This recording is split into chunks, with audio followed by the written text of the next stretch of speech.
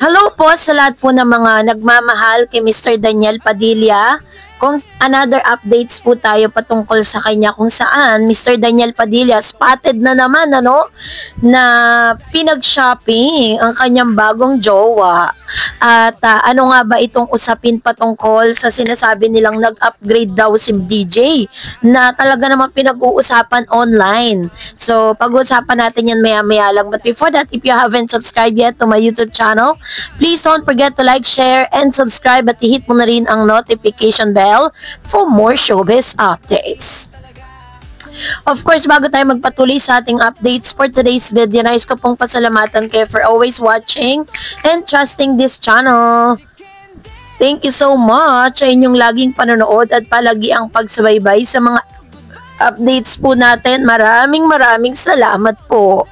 And ngayong araw, eto na, pag-usapan natin si Mr. Daniel Padilla kung saan ay spotted na naman na Daniel Padilla and Kayla Estrada huling magkasamang nagsha-shopping.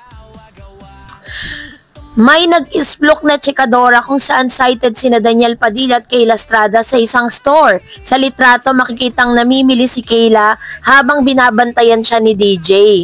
Nag-react naman ang ilan sa mga netizens sa naturang sighting. Ito ang ilan sa kanilang hirit. So confirm na nga sila na nga. Ano pa bang gusto nyong patunayan? Ano pa bang gusto ninyong ebidensya? Ay pinag-shopping ni DJ si Kayla, iba rin. Grabe ang soft launch. Shame mo, Katring. Proud na ipinlex si DJ ang bago niyang jowa. Ikaw, kailan naman kaya kayo ni Mayor? Special talaga kay DJ si Kai. Sinasamahan pa sa shopping. Ano pang resibo ang kailangan? Hoping the best for them. Hard launch na ang susunod. I'm rooting for them. Mukhang inlababo na talaga si Daniel. Yan ang ilan po sa mga laman ng balita ngayon na talagang masasabi natin na ito na po yung mga confirmation patungkol po dun sa sighting sa kanilang dalawa ni Mr. Daniel Padilla and Kayla Estrada. Kasi matapos po yung kanilang hard launch, sana tapos na parang November, yung panahon po ng undas kung saan nagmala Mr. and Mrs. sila Adams, Doon pa lang po, ang dami pong natuwa, ang dami rin nasaktan, 'di ba? Lalo-lalo na yung mga Katniel fans, 'di ba? Kasi marami pa rin po talagang umaasa sa kanilang comeback, pero mukha talagang ito na talaga yung disisit na talaga, wala na talagang atrasan dahil talagang pineflex na po ni Daniel Padilla yung kanyang bagong jowa, no? So, ang pwede na lang nating gawin ay maging masaya na lang tayo para sa kanila. Pero alam niyo po ba na pinag-uusapan din po ito online? Parang sinasabi po kasi ng ilan na nagagalit po kasi yung ilan sa mga fans ni Miss Catherine Bernardo nang ipinost kasi ng ilan sa mga Daniel fans na nag-upgrade daw itong si Mr. Daniel matapos nga na parang palitan sa puso niya si Miss Kayla Estrada. Alam niyo po, naiintindihan ko naman po yung mga fans na sometimes parang pinagkukumpara si Miss Catherine Bernardo tsaka po si Miss Kayla Estrada. Pero napaka-unfair lang, 'di ba? Unfair lang sa part po ni Catherine na ikumpara niya siya kay Kayla. Ganon din naman si Kayla Estrada. Sabihin na natin na marami naman po talagang na-achieve na si Miss Catherine.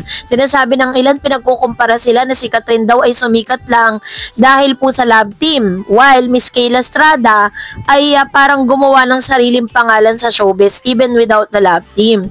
May kanya-kanya kasi silang journey 'di ba? At marami na rin pong napatunayan si Miss Catherine Bernardo kung gaano po siya kagaling doon po sa kanya pong tinahak na karera. So, sa mga pagkakataong ito kasi kahit ang dami pong mga ganitong klase ng mga pambabash, ganitong klase ng mga pag-aaway sa Sokmed, actually si Daniel tsaka si Catherine tahimik lang naman sila Wala naman silang sinasabi sa bawat isa, 'di ba? So ang tangi lang talagang marami pong nagre-react yung mga fans. Yung hindi nila kayang tanggapin yung mga nakikita nila sa social media. Like for example, ang mga tagahanga ni Catherine tsaka ni Daniel, syempre 11 years ba naman sila na talagang minahal po nila ng todo ang Katniel, 'di ba? Kahit naman talaga sino, 'di ba, masasaktan. And ganun din naman kay Daniel Padilla, marami rin namang masaya kay Mr. Daniel na talagang natagpuan niya na yung kanyang love, yung kanya pong nag-iisang Kayla Estrada sa buhay niya. And hanggang sa ngayon, marami pa rin talaga na kumakapit patungkol sa endgame ni Catherine tsaka ni Mr. Daniel Padilla. Marami kasi nagsasabi na ang sightings po ni Kayla tsaka ni Daniel, it's about ano lang, tungkol lang yan dun sa upcoming projects daw nila. Pero wala pa naman pong napapabalita na may proyekto si Kayla tsaka si Daniel para po magkaroon sila ng mga ganitong promotion. Kasi alam naman natin ng showbiz, diba? Bago po dumating yung project, talagang ginagawan po sila ng issue para paingayin ng paingayin, diba? Natulad po si Miss Catherine Bernardo, yun napabalita na parang nagagalit daw si Mayor na inilabas ng resort sa Batangas.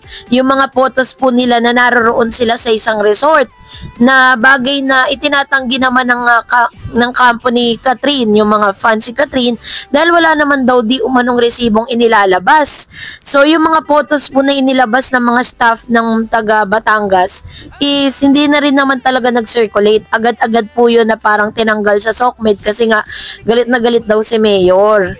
Nagagalit daw si Mayor na lumabas. Kaya nga tanong ng marami, 'di ba? Kung si Daniel Padilla, napakatapang niya na talagang piniflex niya si Miss Kayla. Kulang na nga lang i-post niya ito sa kanyang sariling Instagram account para talagang kumpirmado talaga na ano na talaga sila. Na talagang okay na po sila, 'di ba? Pero sa ngayon is ini-enjoy pa kasi nila diba? Kahit sabihin na natin na hindi nang galing kay Mr. Daniel Padilla mismo ang pag-amin. Pero ini-enjoy kasi nila yung moment. Sabi nga ni Daniel, ayaw niya raw na magmukhang showbiz yung samahan nila ni Kayla Estrada. And as of this moment, tahimik pa rin naman ang company Catherine patungkol dito. Ganon din naman si Daniel. Very silent din naman siya sa mga pambabash no, na naririnig nila. At nalalaman po nila doon po sa kanila pong social media account. Ang dami nga lang talaga mga fans na hanggang sa ngayon, ang daming mga pambabash na ginagawa against Mr. Daniel Padilla and Catherine. Actually, sa TikTok nga, ang dami mga umiiyak mga umiiyak na mga fans po ng Katniel kasi parang sabi nila, masakit na nga daw na nalaman nila dati na na-heartbreak sila dahil sa pag-iwalay ng Katniel. Tapos, nasundan ulit ng sakit nung nagkaroon na nga ng jowa si Daniel, ng ifinlex niya, nagkaroon na ng hard launch, 'di ba? Kay Miss Kayla Estrada. Yun po yung kanilang mga sinasabi. Pero as of now, nananatili pa rin pong tahimik ang kampo ni Daniel at ni Miss Kayla Estrada at Catherine Bernardo. I think it's about time to move forward. Sabi nga ng mga Katniel, it's time to bill out. Diba, bill out na po ang lahat ng mga fans. Kaya maging happy na lang tayo for Daniel. So, that's it for today. For more videos and updates, please don't forget to like and subscribe. And please don't forget to follow my Facebook page, Dar Eds TV and Dar Eds channel. God bless everyone!